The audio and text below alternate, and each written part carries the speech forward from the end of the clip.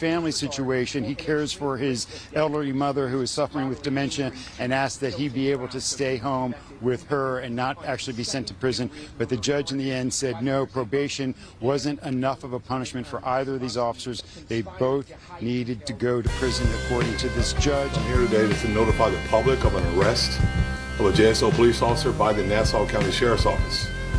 Brian Housen was arrested today for armed kidnapping with a firearm, a first-degree felony, punishable by life in prison. Written threats to kill, a second-degree felony, punishable by 15 years in prison. And aggravated stalking, a third-degree felony, punishable with 5 years in prison. He kept calling me Leroy, and he had his hand on his gun. Police were looking for a suspect named Leroy with a history of mental health problems wanted for domestic abuse. When Pfeiffer didn't hand over an ID, police appeared to grab his umbrella and bag of Christmas cookies, a gift from his doctor. I didn't do anything. Hang on, bro. I just came out the doctor. Okay. And you attacked him. They wrestle him to the ground, handcuff him, and throw a punch. Took me to Nassau County Medical Center, where I was handcuffed to the gurney until 8:30 that night to get an appearance ticket. Tyrone Pfeiffer credits his court-appointed legal aid attorney for getting all charges dropped following 10.5 months of legal battles. When we talk about Nassau County being the safest county in the nation, who's it safe for? According to police data compiled by State Criminal Justice Services, for every 18 black people who are arrested for obstruction in Nassau County, only one white person is. It's just unfortunate. And it happens to black people of color or nationality other than white every day. Pfeiffer says he doesn't want to be another statistic and is suing Nassau Police and the commissioner for $30 million. Well, guess what? There is going to be another number. But that number is going to be going to his bank account. The first incident happened on August 29 in northern Saskatchewan.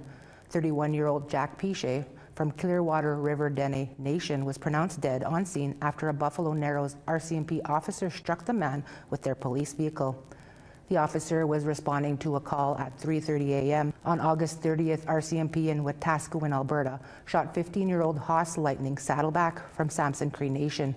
According to the RCMP, he had originally called 911, fearing for his life. RCMP responded to the call, and the teen ran from police where a confrontation happened. 2 officers discharged their weapons.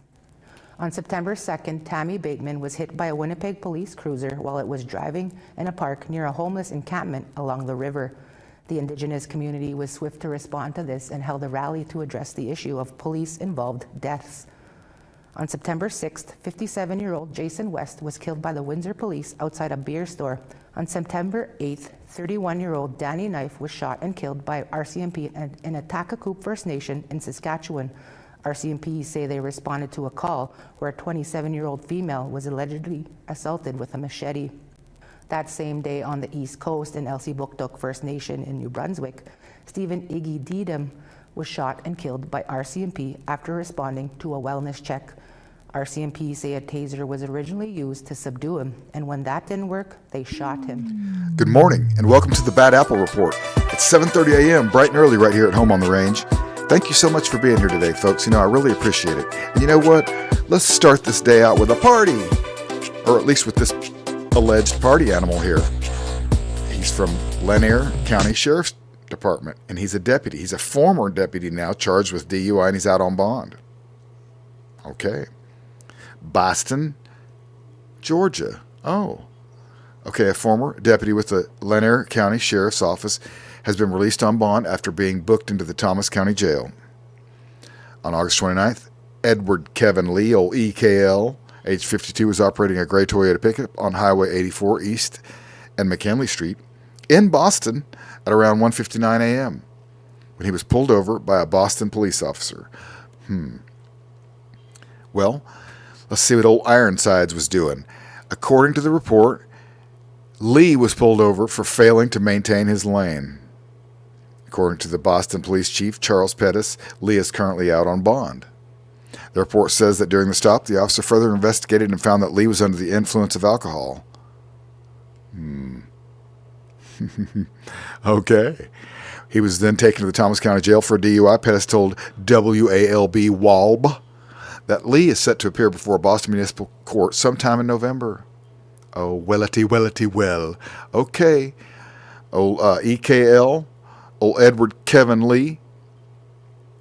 Welcome to the Bad Apple Report, buddy. Corruption investigation into City Hall and the NYPD now includes allegations of a shakedown.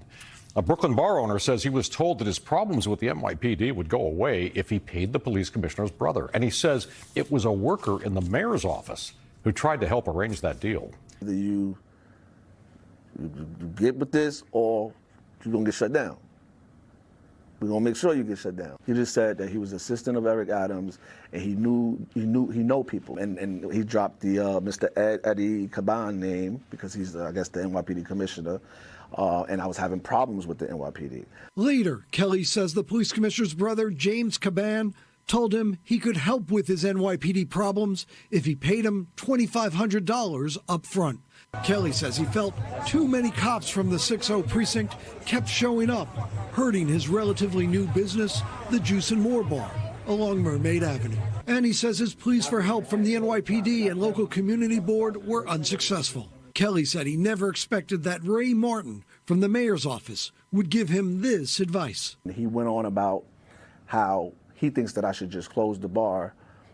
And if I don't close the bar, there's only one way to get the police to stop doing what they're doing, and that's to speak to one of his friends, which was the James Caban guy. James Caban, an ex-cop, is the twin brother of NYPD Commissioner Eddie Caban. Kelly showed us phone records and text messages from August 2023, where Martin from the mayor's office allegedly encouraged Kelly to contact James Caban. Hey, Shamel, reminder to call James. Kelly says these phone records and texts show he and the commissioner's brother discussed the issues surrounding his business, a business which was a juice bar by day and licensed to serve alcohol on weekend nights. James Caban allegedly wrote, spoke to the commanding officer, and the biggest complaint from the community board is that you're registered as a juice bar, and now you're doing parties there. Lots of noise complaints. If you have a license to serve alcohol, it shouldn't matter.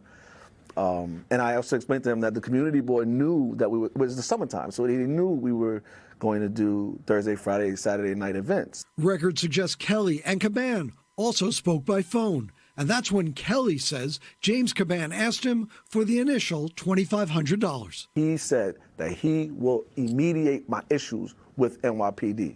He could bring them to me, have a meeting, resolve our issues, is what he specifically said he could do. After he said I had to pay him for it, I felt like it was him trying to extort me. So I just was like, you know what? No, I'm good. I'll just deal with it how I deal with it, and it got worse. Kelly says the Ray Martin and James Caban connection bothered him. I assumed that you would be like, oh, okay, yeah, let's call a meeting. Let's figure out what this problem is.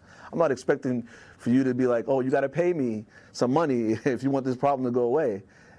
Nah, that doesn't fall with me. Martin did not return requests for comment. James Caban's attorneys issued this statement. Mr. Caban unequivocally denies any wrongdoing. Everything we heard from the bar owner, if those allegations are true, it's at minimal unethical and possibly criminal in the way that they were dealing with the bar owner. I've been really like hurt, disappointed, stressed, depressed. Kelly is not just making the allegations now. He posted his concerns on social media back in February, but at the time, few noticed.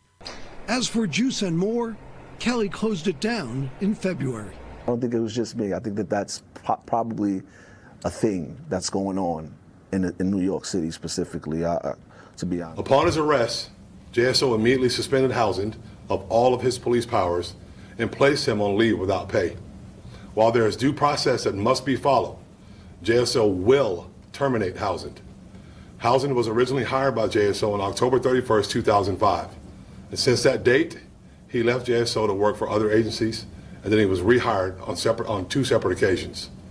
This is the 13th arrest of a JSO employee in 2024, the fourth of which has been handled by another law enforcement agency. The Nassau County Sheriff's Office is both investigating and the arresting agency pertaining to this case. JSO did assist Nassau County Sheriff's Offices with anything that they needed, and once we became notified of the investigation yesterday, we tried to do as much as we could to help them obtain what they needed. Because we are not the investigating agency, I will not and I cannot share any facts and circumstances that led to his arrest. I will leave that to Sheriff Bill Leeper. I will ask that you contact the Nassau County Sheriff's Office for any detailed questions. The charges which Housand is facing are both serious and deplorable. While we will not share any information about the victim due to privacy concerns, I want it to be clear that this agency stands in solidarity with the victim of these horrible crimes. And I've said many times before, no one is above the law. No one. Yeah, Jim, this has been an emotional 3 days of sentencing here at the federal court, and today the judge did hand down sentences. Terrence Sutton, the officer actually charged with murder, convicted of second-degree murder, sentenced to 5.5 years for that murder, an additional 4 years for conspiracy, and an additional 4 years for obstruction of justice. Now, those will all be served concurrently, so it ends up being just 5.5 years in prison. Lieutenant Andrew Sabaski, who was charged with conspiracy and obstruction as well, also sentenced to 48 months for each of those charges, so he will have to serve 4 years in prison. Those run concurrently. They were both released pending appeal. They do plan to appeal their conviction and the sentencing, so they were allowed to go home today, although the U.S. Marshals did not want them to leave through the public entrance, fearing for their safety, so they were escorted out through a back entrance. Now, Judge Friedman, before handing down his sentence, said to the court that he did want to send a message to other police officers as a deterrent because of this behavior, both the behavior that caused the death of Karan Hilton Brown and what he called the cover-up by the two officers after the incident happened and the crash occurred. That was 4 years ago. It's a tough week to be working for the NYPD, I tell you what. Nah, just kidding. None of them care at all about any of this stuff. Now this guy, this cop, he's happy. He's got $175K in his pocket, and now he can go to the bodega and buy whatever he wants. All right? Officer who ignored NYPD's courtesy cards receives a $175,000 settlement. Okay, Matthew Bianchi waged war against get-out-of-jail-free cards, writing tickets to officers' friends, even if they had them. Ooh! Demotion and a lawsuit followed. Whoa! Well, one driver giggled when New York police officer Matthew Bianchi pulled her over for talking on her cell phone because it was the second time in as many days that he had done so, the officer said. Another was going at least twice the 30-mile-per-hour speed limit while driving on the wrong side of the street and blowing through red lights, he added. A third, who had been doing 50 miles an hour in a 30-mile-per-hour zone, reacted to Bianchi approaching his Mercedes SUV by fanning out about 24 courtesy cards and telling him to pick one, Bianchi said on Wednesday. Oh, Lordy. In fact, all three of them had the cards issued by New York Police Department's biggest union to officers, who gives them to family, friends, and anyone else they want to be able to get out of low-level encounters with law enforcement, Bianchi told the Washington Post. What a corrupt bunch of rats the NYPD seem to be to me. Okay, there's no fear of any kind of enforcement if they have the card, he added. Although he let all three of those drivers go, Bianchi eventually got fed up with letting reckless drivers off the hook, some of them repeatedly, and started writing tickets even if they had the cards, he said. That allegedly led to escalating retaliation. That in May 2023 resulted in Bianchi suing the city and a police captain after he was pulled off the traffic unit and put on a night shift. On Tuesday, Bianchi, age 40, settled the 16-month-old lawsuit against the city and police captain for $175,000, and in a 41-page complaint filed in the U.S. District Court of Southern New York, Bianchi outlined the unofficial but strictly maintained system in which those who have courtesy cards can break the law with impunity. Ooh! Exposed. Oh, NYPD, what are you going to do? The light's shining on the rats at the NYPD this week. Isn't it great? I love it. Okay. Wellity, well. What do we have here? Okay, so Bianchi said that although he had settled what he described as a whistleblower's lawsuit, the courtesy card system continues unabated. And he's worried it'll keep on going until a driver who has repeatedly escaped punishment kills someone. I was hoping that bringing light to it would change a little bit more, but people on that job are stubborn, he said Wednesday. Stubborn. No, they're above the law. It's the NY freaking PD. The NYPD didn't respond to Bianchi's allegations, instead referring the Washington Post to the city's legal department. Ooh. A spokesperson from that department confirmed that they had settled the case for $175,000, but declined to comment further, other than to say resolving this case was the best for all parties. Oh, NYPD law firm. You guys are making a bunch of money, aren't you? You are. Keep them coming, buddy. All right. Bianchi patrolled on Staten Island, where he estimated as many as half the drivers he pulled over had one of those cards. Officers can buy 30 of them a year for $1 each. $1 each. They're given not only to friends and family, but also in exchange for perks and meals and discounts and probably other things, if you know what I mean. Okay. On November 28th, 2018, Bianchi gave a driver a ticket even though she presented a card. Ooh. Several members of the police department benevolent association allegedly approached him, one telling him that he had to obey the courtesy card customs or the union wouldn't protect him. You crumb bums. The union, you're a bunch of crumb bums. Nobody respects you, not good Americans. Bianchi started objecting to the practice, first to his direct supervisor, then to his commanding officer, who told him they couldn't do much, he said. Then he filed a series of complaints to the union, NYPD Internal Affairs, and New York City Department of Investigation without getting any results, according to the suit. Oh, these guys. Oh, there was results going on.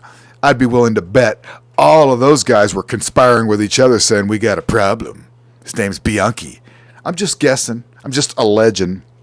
All the while, Bianchi kept writing courtesy card carrying driver's tickets when he thought it was appropriate and kept getting scolded for it, the suit said. In 2022, he was allegedly busted down from the more prestigious traffic unit to patrol and moved from days to the night shift. All right.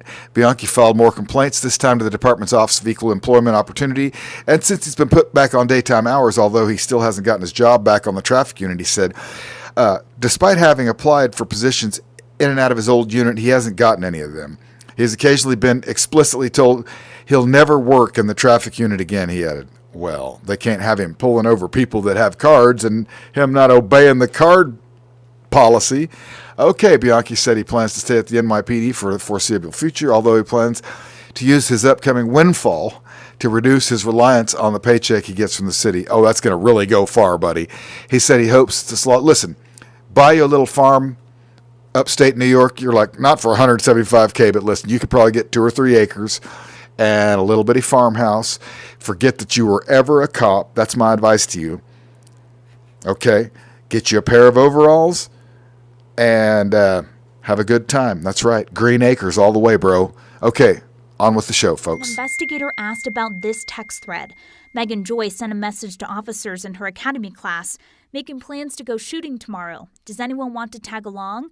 Rodrigo Berserto suggests, should go to the Migrant Hotel on 6th and Federal and shoot them there, LOL. Plenty of targets in there. Megan responds with a laughing emoji. Scott Persiciti asks, when we doing this? Those 3 officers are joking about going to shelters full of migrants for target practice. I never expected it or wanted it to be anything more than just a couple laughs. Okay. I'm sorry that I said that out. I'm remorseful and I'm ashamed about it. That's Berserto, the one who said the newcomer hotel had plenty of targets. I come from a military background. We deal with our stress and our,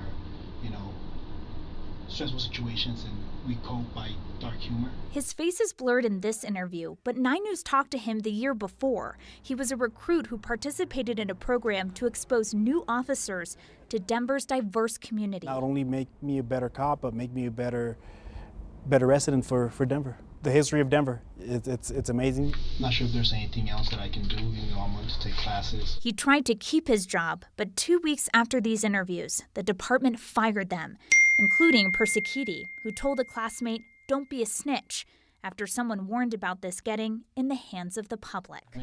And with that, we're going to call it a day. I'm going to get downtown and make some music with my friends down on Music Row, and I hope you all have a wonderful day. As usual, I'm going to whip up another batch of bad apples just for you. We'll see you right back here tomorrow morning at 7:30 a.m., bright and early.